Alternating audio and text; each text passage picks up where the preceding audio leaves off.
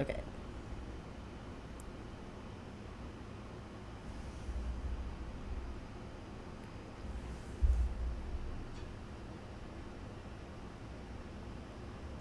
Hi, everyone. Welcome back to Of Skins and Spokes. No, I always get this name wrong. I always want to say Of Skins and Spokes because there's just that many S's, and it's wrong. It's Of Skin and Spokes. Like, flesh and blood, skin, spokes. That's where we were going. But it's hard to actually accurately say it all the time. Anyway, meanderings on title aside, let's see. Today, we're going to actually be talking about Twitch and how to use Twitch. I've been talking to more and more folks about the live stream, and people are excited about it. But everybody keeps saying, I'm new to Twitch, I don't understand it, I don't know how to use it.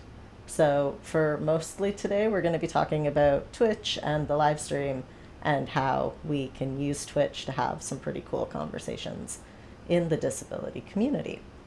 Before we dive into that, I'll give a visual description of myself. I am a white skinned, non binary, trans mask appearing um, person in their mid 30s. I have short brown hair that has been cut since the last time I had a live stream going, so it's a little bit unruly and curly on the top and closely cut on the sides. Today I am wearing a two-tone, it's kind of like light orange in the center with a darker orange or red, depending on where orange splits into red on your particular color spectrum. You are sweatshirt that's got a light blue ring around the collar. Um, yeah, that's it. And I'm like sitting in the same spot as usual with a dark gray background behind me. You can see a little bit of my mic in the frame today, which is annoying me because I want it to be out of frame. But that's okay. That's okay. Okay. I am being told that it is not. Okay.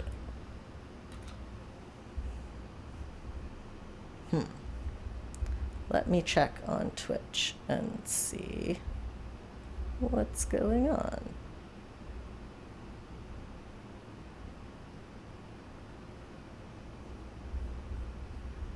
My very meta. Oh, it glitched. Great. I can be seen and heard. Fantastic.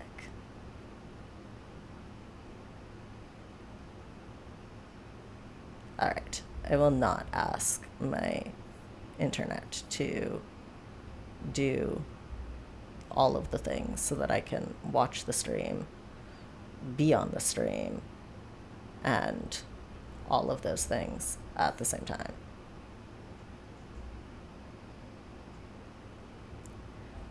Okay.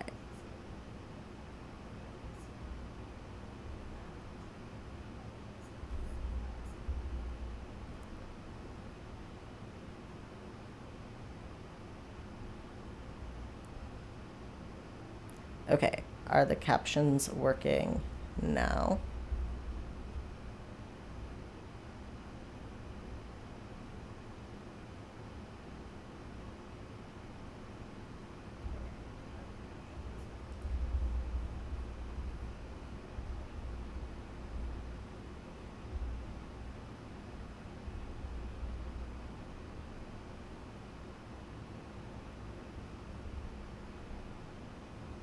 Okay, cool. Then I am closing the Twitch stream, having done all of the troubleshooting. And we should be working now. Hooray! Okay, cool. Um, Hi. How are people's weeks going? I say that very enthusiastically and aggressively. I'm just excited. This has been it's been an up and down week on my end. Um, Last week I was just really flattened, could not get out of bed for like the last half of the week. It sucked. Which always stresses me out when that happens because I just get overwhelmed with like all of the stuff that I would be doing if I wasn't stuck in bed. Ooh, that was a very loud sound. Sorry. I'm playing with a new footstool and it works and then it makes loud crashing sounds as it unhinges itself from my foot plate and crashes down against the base. Um, we'll work on minimizing that, but I had it for all of like an hour, so I will keep playing with it and it probably will crash down again at some point because I'm incapable of not stimming with something while I have to sit still and in one place. And so stimming with the footstool, it is.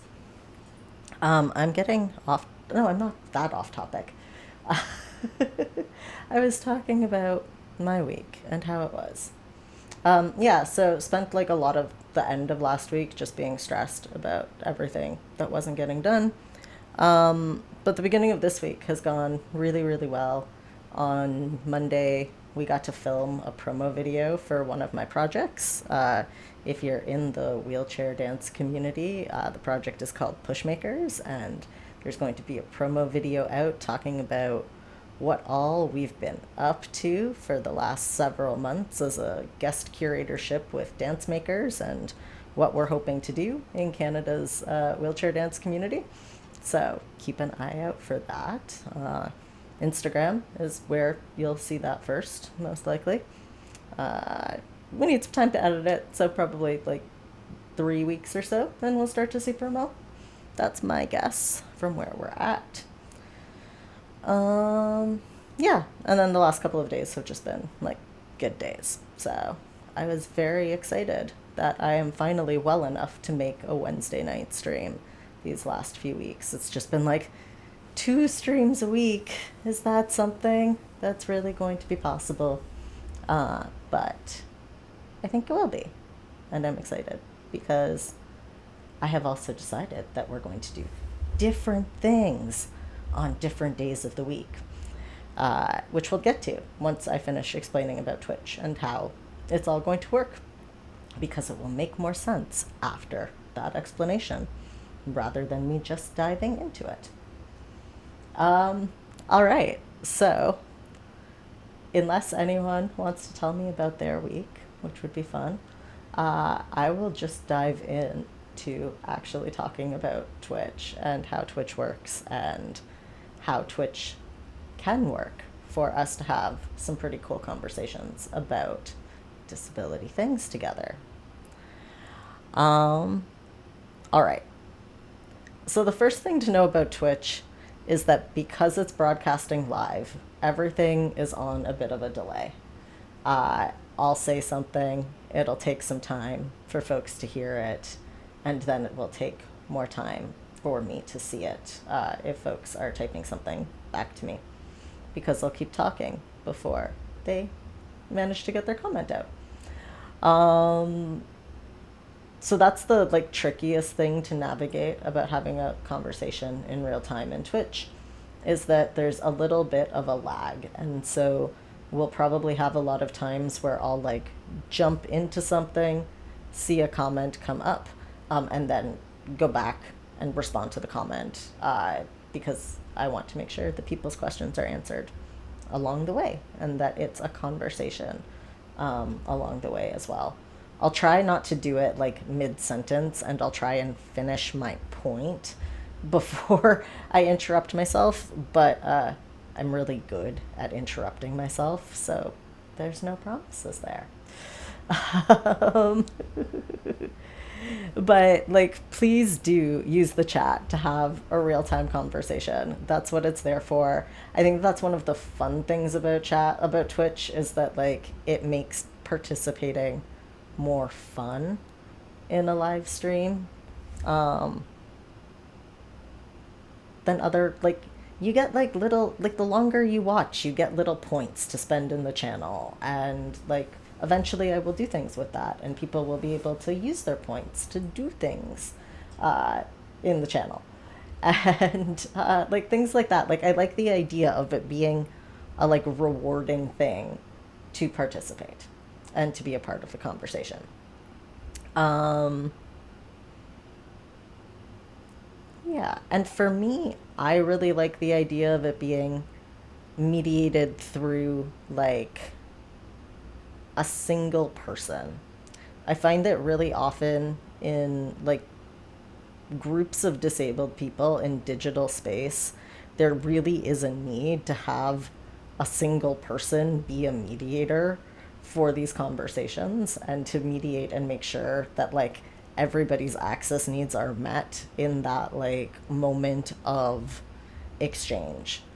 If somebody's explaining something and somebody doesn't understand what was just explained, there needs to be a pause to make sure that that person is caught up before we move into, deeper conversations.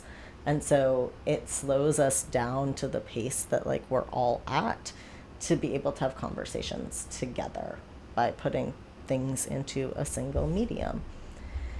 And I think too that within like digital disability spaces, um, a lot of the time, to create interactive, like real time interactive cross disability spaces with a lot of access features going at once, there is so much labor that's involved in that process. And so using a medium like Twitch, where one person is live, but everybody else is forced into a like more synchronous text based, like more flattened medium, makes things a lot more manageable to have something that's live and is reasonably accessible, uh, without being too much to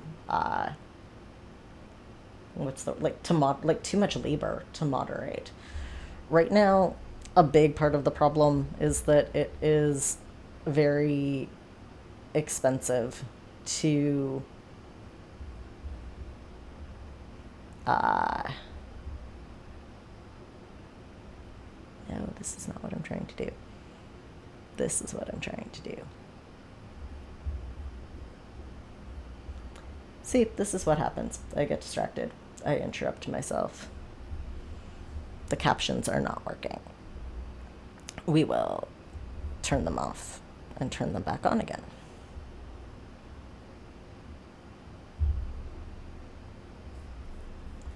I think that the key to it is that I can't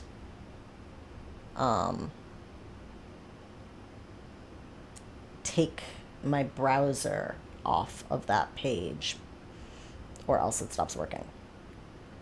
Um, which is fun because my outline is in a different tab. So we're going to do this the non-outline way and see where we get. These early technical delays are fun. I'm quite enjoying the fact that I have no idea what's going on. Every single episode is a mess. Yeah, chaos mode. Exactly. Chaos mode is enabled. I'm forgetting my own access protocols here too. Like, I am supposed to read the chat. And this is the first time that I have read the chat. So that's an access protocol. I also was supposed to, like, say other things. They were on my outline. I've now forgotten what they were. It was more about explaining how Twitch worked. There was more to this explanation than just there's a chat and use it. Um, and there's a delay. Okay. What we're going to do, we're going to open my outline to a new window. I will stop and start the captions again, if I have to. We'll stop the captions.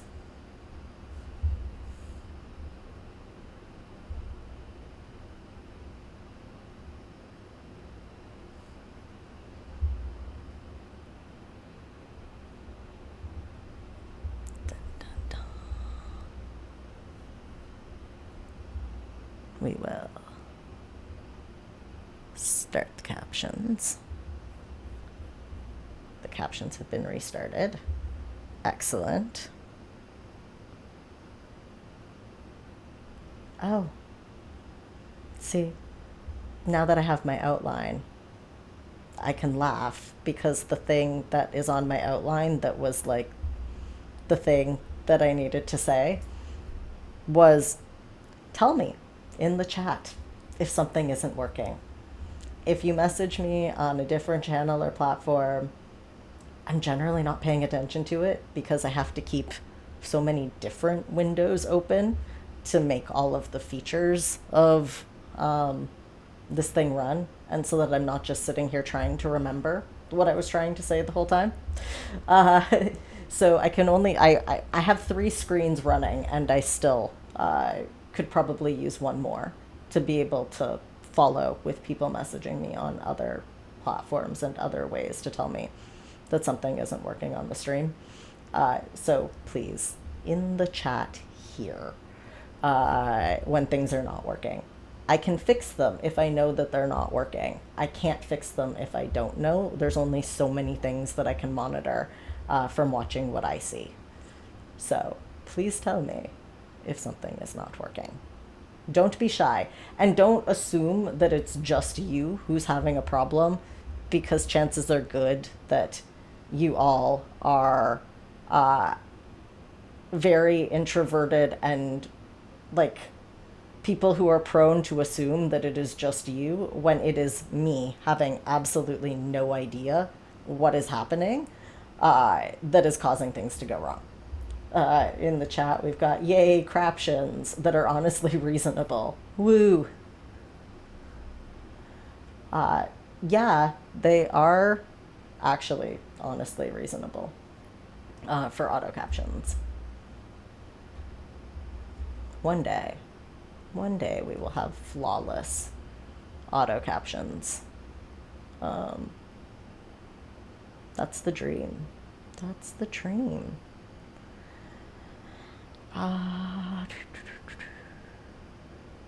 So I think that like that's honestly the basics of Twitch. We like there's more that we can add. There's more that we will add once I figure out what I'm doing and when it's not taking all of my energy to just keep the thing running and making sure that it doesn't entirely fall apart in the process. It's going to be iterative, like, and it will get more complicated as I figure out how to make it more complicated. But for now, this is what we're going to do. I think in like really exciting news, I do think that I found the first game that I want to play on stream and that I think will challenge me in terms of the way that I want to make streaming accessible, but also be a reasonable and doable challenge. I don't know when streaming is going to happen. Probably it'll possibly be what happens sometimes on Wednesdays, in all likelihood, or probably not on Sundays. And so I guess like we can talk about what then, if it's not streaming, do I actually want to use this platform to do?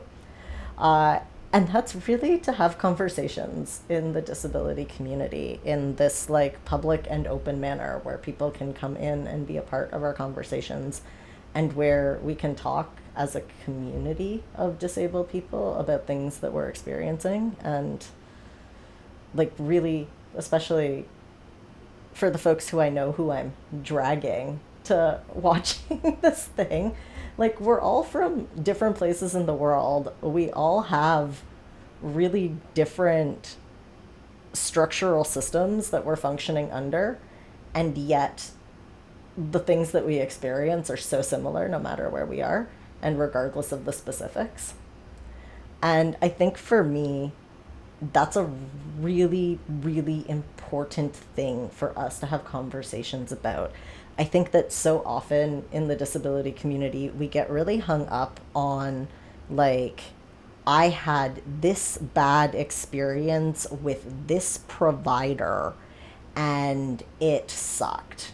and this provider is terrible and disabled people should stay away from them, and whatever they said that they were doing, they weren't able to do. And we don't really take the time to step back and say, like, well, what are the systems that are at play here? What are the things that underpin these experiences that bring us to having these experiences that we are?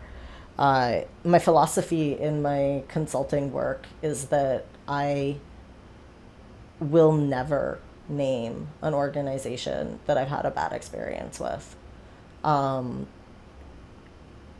I don't think that it's productive. And I mean, especially not as a consultant. I think that there's like a really different line sometimes, like when you're acting as someone who is not public about being a consultant. And sometimes there is like a lot of power in naming names and shaming organizations, because sometimes that's a useful tactic that makes them hire a consultant and get their stuff together. But especially as a consultant, I don't think that there is a lot of point in naming names of organizations that have poor practices, because for me, organizations or processes that have poor practices is more common to encounter than organizations that don't. And so I would rather be vague about what organizations I'm having an experience with, because usually by the time I say something about an experience that I'm having, it's like the second or third time that that exact situation has happened, you know, this week, this month, this year, depending on what the situation is. And I know that I can talk to a community of disabled people and find that there's another 20 examples that I wasn't aware of that happened in the same time period. The problems that we, not problems, but like the barriers that we face are so similar. We get the same stories everywhere. People need the same things to fix them. And so for me, I would rather people watch and question if I might be talking about their organization, because if it's resonating with them and they're asking that question, then that means that something needs to change. Chances are good that I'm not. Almost 100%, it is not ever necessarily the situation that people think that it is that I'm talking about. But yeah, because there's a lot that needs to change. There's a lot that's really not working. And so that's sort of the intention of what the channel itself is for. It's for us to have conversations. Sometimes they're theory conversations, sometimes they're conversations grounded in specific experiences, but it's the place where disability community gets to have conversations about being disabled with each other in real time, in as accessible a way as can be facilitated. Yeah. And so then from there, I've now kind of thought about, like, if I'm doing 2 streams a week, how do I want to divide that up? And I've decided that Wednesday is like community day, and Sundays are going to be more, I think I called them Loving Disability Sundays. And we'll talk about that in a second, but we'll start with community day. So because Wednesday is during the workday, I wanted something that was a little bit easier to manage for Wednesday streams so that they weren't so brain intensive for me after sometimes like really intense work days. And so I'm hoping that as audiences grow and as people find the stream and as people start to really get interested in what we're talking about, that on Wednesdays there's opportunities for folks to steer the direction of conversation a little bit more. I'd love for it to be a place where people come in, ask questions, bring up topics that they are interested in hearing other people talk about because they've been thinking about them for a while, and they want to hear how other disabled people understand those things and understand and make sense of the stuff that they're going through. We'll probably do some like submit questions via Instagram and stuff. Um, might be something that we do going forward. So I've put the link to my Instagram in the Twitch channel now. So if you're finding the channel via Twitch, you now know where to find announcements for cancellations because I'm not feeling well, or topics that are coming up. I'm making little reels. I'm having fun. I think that that's the whole thing for me too, is that this is all an experiment and it's just as much about fun as it is about community for me. And like, I'm here because I want to have conversations with people. And it's exciting to be able to do that. And it's exciting to start to learn how to put something together, to be able to do that in a more consistent manner that doesn't rely on having a whole lot of structure and infrastructure to support those kinds of gatherings and those kinds of conversations. One of the other things too is that, like, I want to explicitly give people the invitation to interrupt me. Uh, we get told that it's rude all the time, but I find it so much easier when people ask me questions, when people want to know more, when people say things. It's really intimidating and hard to monologue in front of a camera for an hour straight. And I don't like doing that part of it very much. Um, but I know sometimes when I'm talking, people can be like, wow, it's so good. I don't want to interrupt. You seem like you're in a flow. I don't want to interrupt, but I was wondering about that. So please, please interrupt. Please ask questions. Please share your own experiences. Please make friends with each other. I think that that's also important. And like, thinking about like how it becomes more of a community is definitely something that's on my mind, if and when it grows to a point where there's like reason to do that, probably extending into spaces where we can have more offline, yeah, like not live stream interactions with each other as well, to build community. Because I think that there's so many disabled people who just, we're often alone in the environments that we're in. Like, we might be working with, you know, one or two other disabled colleagues in environments that are predominantly non-disabled. A lot of us do that. A lot of us are advocates for disabled people day in and day out in our work because we're really visible as doing that.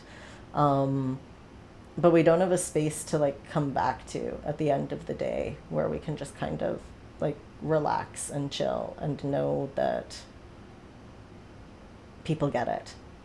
And that's what I really want this stream to be a place for, like a place where disabled people can relax and chill and feel a sense of being a part of a digital community. Because I think that digital communities are really changing and that it's harder now for a lot of disabled people to really find digital community that they feel good about being a part of. At least it is for me. But like, when I talk to other people, it's not just me that's finding that. I know that there are so many disabled people who are really wondering, how do we build the kinds of communities that we want to be in? Um, you know, particularly in tech, increasingly commercialized internet space, uh, in a world where the social media that used to like help us keep in touch with each other is also like just becoming an endless stream of content. And now you can't just be like, hey, I'm feeling like this, or other people feeling like this too. Now you're sort of like, you have to produce that there, you know, like, it's not just based off of what is your question, but how is your question presented, how does the algorithm display it. um it's wild. I don't know how anybody finds each other anymore. It's weird. It's weird.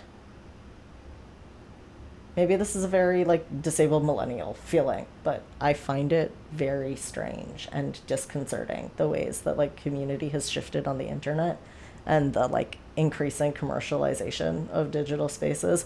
I could monologue about that and like that as the disability justice issue in particular for quite some time. That might be a conversation for a Sunday episode at some point, which is probably a good time to actually talk about like the Sunday episodes. So the Sunday episodes. Oh, we have a comment before I move on to talking about something else. It is really weird and further isolating as someone who is very COVID conscious. I agree. I agree.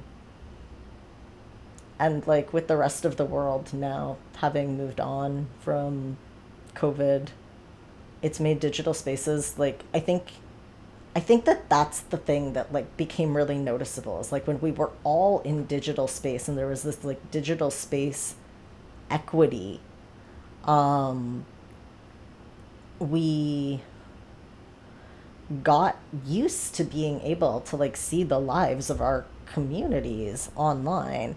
And then as people went back into the world, like, and as content became, like, the expectation of content became something that was produced to a significant degree, like, even casual content is still expected to be produced to some degree. Um, yeah, like, it just became like the barrier to doing that became so much more significant for disabled people to be able to be a full participant in that space or to be able to feel like you have access to everything. I say everything, but like that's not quite what I mean. Like to be able to feel like you had access to community through digital spaces is I think what I'm trying to get at in this like strange post COVID, still COVID world. Um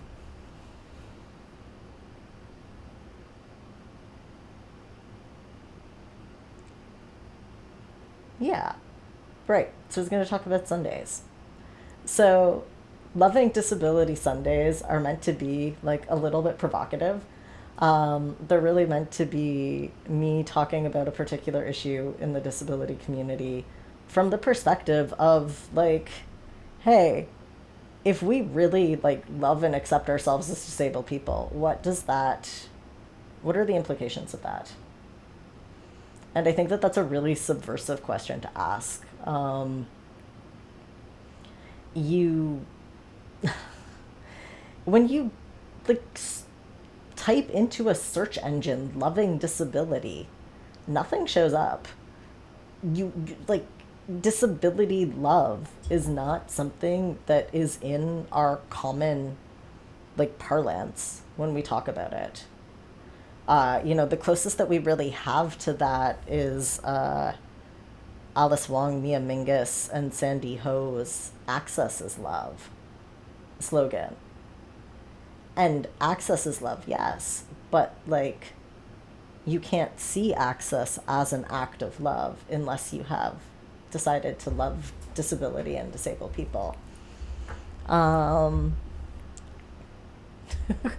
and so this is the space to really say, like, hey, like, when we look at things from that perspective, when we center loving disability and loving disabled people and positing that there is absolutely nothing wrong with extending beyond disability pride and going into disability love, what are the possibilities that that opens up for us? What does that allow us to expect from this world? What does it allow us to want to take from this world? Not in like a colonial bad way, but in a like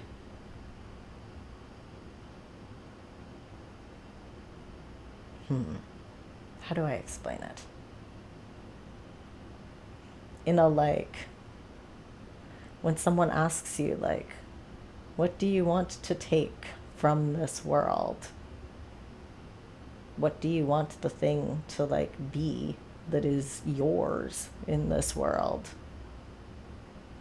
I think that disabled people often set the bar really low for that, because we're not making decisions about that are rooted out of like love for ourselves.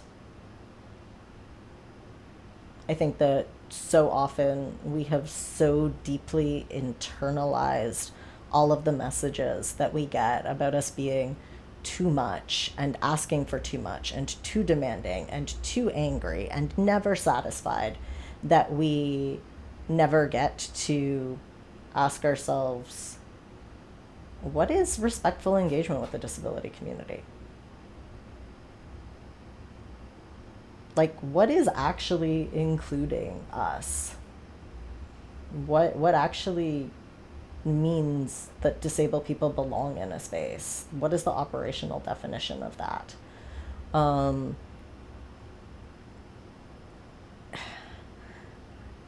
in Canada right now, there's a national budget that's in the process of being negotiated on by all of our political parties. And one of the key elements for the disability community in Canada about that national budget is there's a new benefit, a national disability benefit that the Liberal government promised was going to lift disabled people out of poverty and close, the legislated poverty that disabled people live in Canada. And of course, the disability community, as it has for the last 100 odd years, looked at the government and said, sure, you talk a big game, but as you've shown time and time again, you don't listen to us. You don't listen to your own policy analysts. You don't listen to anyone other than your emotions about disability when making decisions about disability, to be fair. We saw that happen with the medical assistance in dying legislation, and we see it happening again with the disability benefit, because the amount that they have decided that is going to lift disabled people out of legislated poverty in Canada is an additional $200 a year. No, sorry, $200 a month for up to $2,400 a year for those who are deemed low income and qualify for the disability tax credit, which makes a whole host of assumptions about disabled people. A whole host of assumptions about disabled people, including that, like, all disabilities are easy to diagnose, that all disabilities are like that all disabled people have equal access to medical practitioners and diagnostic materials and doctors who are competent at filling in paperwork, to the degree that the federal government requires paperwork to be thought through.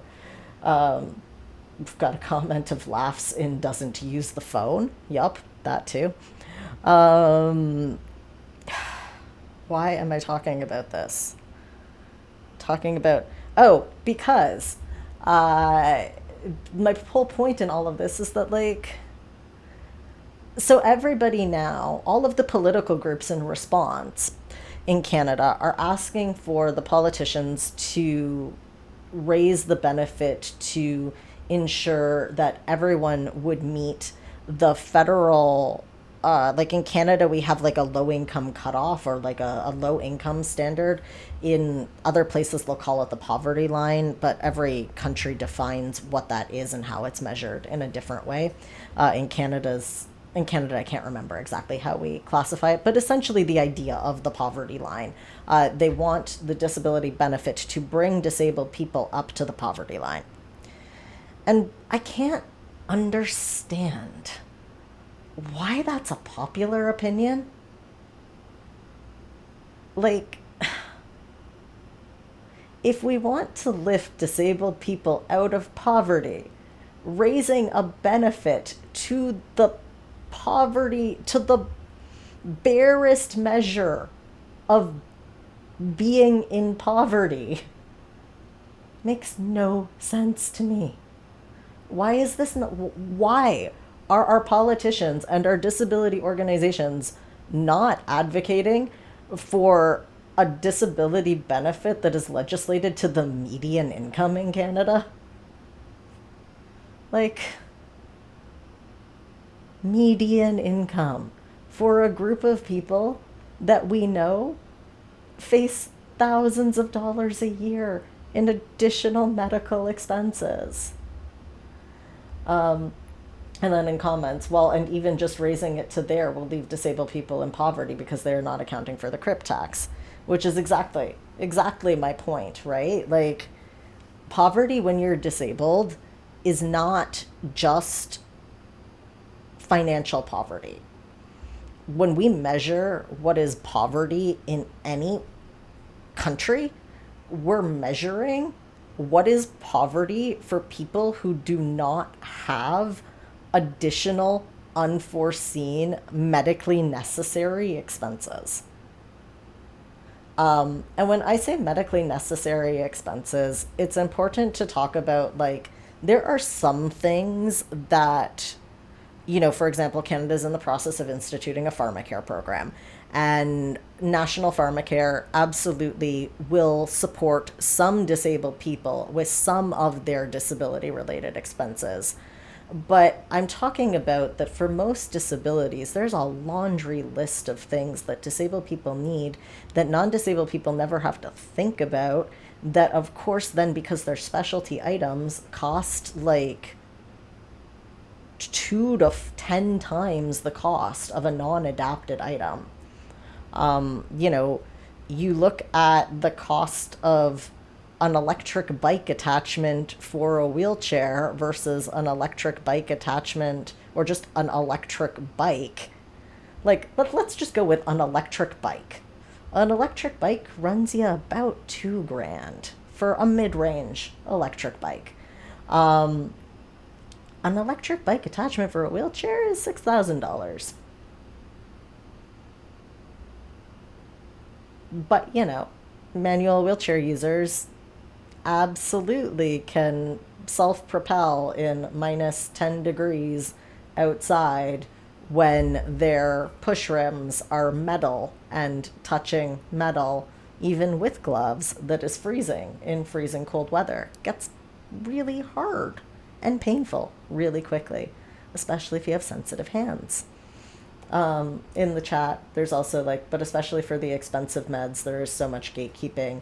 For example, cryptic pharmacy messages on their biologic, and there's snow that gets you good and stuck in terms of the wheelchair in winter. Absolutely. And so, just basic things that we need access to just to access our environments and do normal everyday activities often cost thousands of dollars more than they do for non-disabled people. Non-disabled people buy a van, and yeah, sure, okay, a van is $50,000, like a new one. Absolutely. I'm not saying that that's not a inexpensive purchase, but as a wheelchair using family, where both my spouse and I are wheelchair users, and we have to buy a van instead of a compact car, there's the crip tax of the van versus, the compact car or the hatchback that we would otherwise have. And then on top of that, there's the, if we need to convert our van to a wheelchair accessible van, that's another $30,000 on top of our vehicle. That then also means that paradoxically, even though you've spent more on it, the resale value is less. Because, hey, nobody wants disabled things. They're ugly. They're non-functional for non-disabled people. They don't want them. So you pay for it on both ends. But, getting up to the poverty line is going to fix disabled people living in poverty and having to choose between the things that would actually help them be able to work in flexible environments versus their rent. And for a lot of disabled people, homelessness is not an option. We know that if we don't pay our rent and we end up out on the streets, there is especially in older cities, shelter spaces aren't accessible. Shelters can't meet our medical needs. We can't eat at a shelter. with dietary restrictions trying to eat at a shelter. And yet, almost everyone in the shelter system has a disability of one kind or another, because if you didn't have it before you ended up in homelessness, homelessness gets you disabled pretty quickly, because existing in survival mode all the time becomes, a disabling state to your body and your mind very quickly, because stress that is that severe and persistent absolutely causes disability. Never mind the material elements of not having consistent access to food and shelter and being in elements. All of those fun things. Wow, this is turning into a bit of a bummer. But the idea. So, anyway, where this is getting to is what would we be asking for ourselves? What worlds would we be building for ourselves? What worlds are we audacious enough to demand? And that's more so what we'll be talking about on Sundays than on Wednesdays. Wednesdays are also a really good place for bringing things that you don't know and that you're curious about. When I've been talking about where we're going with the Twitch channel to folks, that's been something that people have really talked about a lot, is that when they're newer to disability, having places where they know a tiny bit about what we're talking about, but really need someone to bridge between where they're coming from and the more advanced kinds of ways that we're going to be talking about topics on Sundays. Wednesdays are a really good place to dive in deeper, ask questions, explore related concepts, take me off topic. Yeah, all that really fun stuff.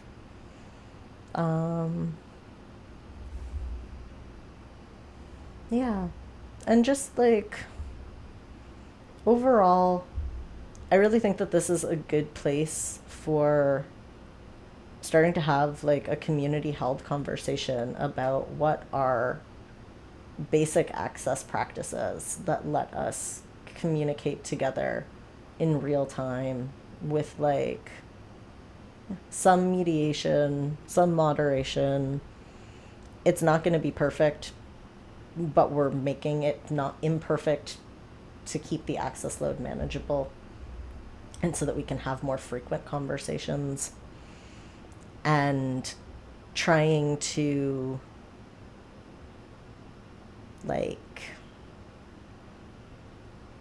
brain, come on, where did I go?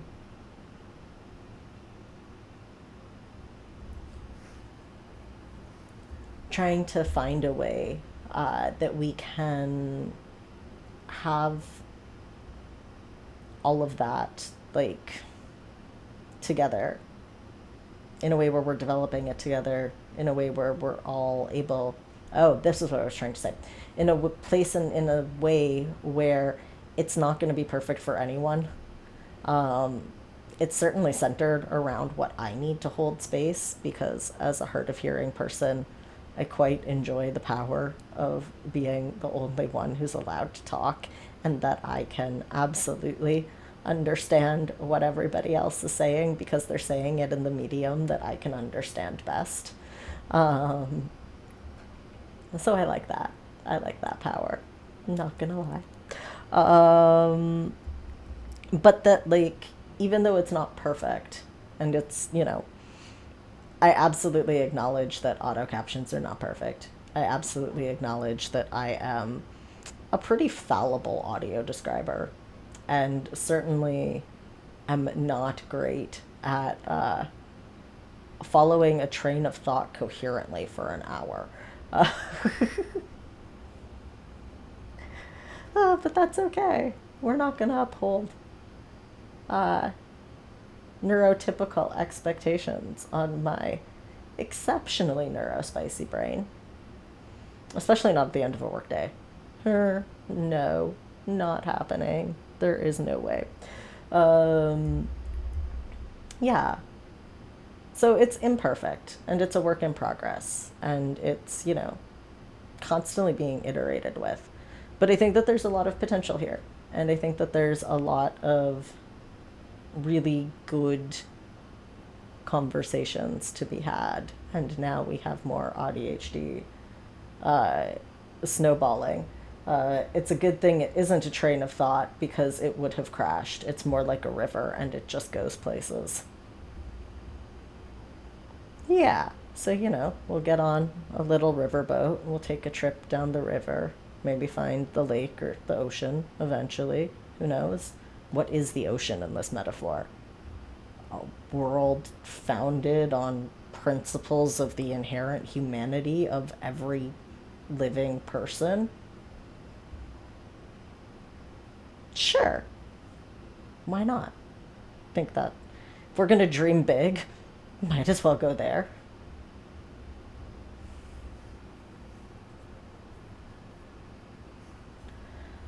Um, I don't know. I think that I am pretty much at the end of what I have to say for tonight. Might end the stream a little bit early. Uh, I'm trying to think. Is there anything else? Oh, I guess the last thing that I haven't talked about that's on my outline, so I'll talk about it, is also to say that we are creating archives of all of the episodes as one of the access features of the channel as well. Everything is uploaded to YouTube generally immediately after, uh, which usually means that I am hoping that the captions and transcripts work when I record it in OBS. Otherwise, that doesn't always get onto the YouTube channel. I'm working on figuring out uh, that piece of it. I may also eventually run the recordings through DaVinci and let DaVinci Auto transcribe it for me and burn them in. It'll just make the files bigger and more work. So I'm trying to figure out a process that will allow access to be maintained, but also be an efficient workflow. But I recognize that temporal access is a really important thing for folks as well. And that when Twitch only hosts the past recordings for 7 days right now because we don't have subscribers or a lot of followers, it'll take some time before the archives on Twitch get to be useful. But uh, temporal access is important because goodness knows how many times I am not able to do things at the times that they are supposed to happen. Um, yeah, that was the last thing that I had to say. Um, but I'm really happy that we're doing this. It's really exciting. I'm still having fun, even when I'm tired and not sure why it's not working. It's still fun. Um, Send me ideas if you have things to talk about next week on Community Wednesday. If not, I may try and explore uh, how we can play the Cosmic Wheel Sisterhood if my computer will not crash horribly while trying to play a game and live stream and run the caption app all at the same time. Definitely need a new computer. We're really getting there. Running this is dicey. um, yeah. So we'll see. But send me ideas. It'll be fun. I'm excited. Um, Keep your eye on Twitter. I think on Saturday we're gonna actually talk a little bit about Ready for Access. I really want to have a chance to explain to the disability community what is going on with this new thing that I've launched. Why are we doing it this way? What are we bringing into it with accessibility certifications and professional development certificates, and where are we going? So that is what I am anticipating we're going to be talking about on Sunday. It'll be really cool. I've been working so hard on stuff. If you haven't followed the Ready for Access social media yet, we are on LinkedIn, we're on Instagram, and we're on Facebook. We are not on Twitter or X or Blue Sky or Threads, or we're not on a lot of places yet. If there's somewhere that you want us to be, let us know. We're probably getting a YouTube channel next because we're going to do some live events as we lead up to our more formal launch over the next few months. And so we're going to probably be doing those as YouTube, probably registration events that are then archived on YouTube for 30 days after they happen. Probably where we're going. So keep an eye out for those announcements so that you can see more of my face talking about the access things. Though those are more geared towards like folks who are interested in learning more about accessibility from a newer to it or non-disabled perspective. Whereas this is more for folks who are in the process of developing their more disabled perspective, and who are, or are already in this deep disability community perspective where we can just dive in a little bit deeper right from the jump, because we've got a lot of the, taken for granted assumptions have already been assumed and figured out a long time ago by the folks who are likely to be here with us today. But if you're someone who is brave and new to disability who's checking this out, welcome, and you'll learn a lot just hanging out with us, because this is going to be a space that doesn't run like other spaces that I'm in or that I hold, and that's a really exciting thing. Anyway, I have now managed to vamp for almost a full 10 minutes, but I am going to end the stream a couple of minutes early, and I will see you all on Sunday. Have a wonderful evening, and we'll talk soon.